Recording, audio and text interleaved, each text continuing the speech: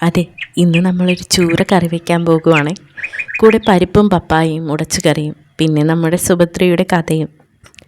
നമ്മുടെ സുഭദ്ര അവളുടെ ചെറിയ ജീവിത പാഠങ്ങളിൽ നിന്ന് അവൾ സ്വയം തീരുമാനമെടുത്തു. പകൽ സ്വപ്നമല്ല ജീവിതം. കരച്ചിലും പിഴവുകളും എല്ലാം ഉണ്ടായിട്ടും അവൾ എവരിഡേ ലിറ്റിൽ ബൈ ലിറ്റിൽ മുന്നോട്ട് തന്നെ നടന്നു. ഒരു വർഷം കഴിഞ്ഞപ്പോൾ അവളെ തള്ളിപ്പറഞ്ഞവർ തന്നെ അവളുടെ കഴിവിനെ ശ്രദ്ധിച്ചു തുടങ്ങിയത്രേ. പ്രശംസയുമായി വന്ന ഒരാളോട് അവൾ ചെറിയ ചിരിയോടെ പറഞ്ഞു, എനിക്ക് കഴിവ് കുറവായിരുന്നില്ല, വിശ്വാസം കുറവായിരുന്നു. അത് തിരിച്ചു കിട്ടാനായിരുന്നു എൻ്റെ യാത്ര. മറ്റുള്ളവർ നമ്മുടെ ലിമിറ്റ്സ് തീരുമാനിക്കരുത്, അതിനവസരവും കൊടുക്കരുത് കേട്ടോ.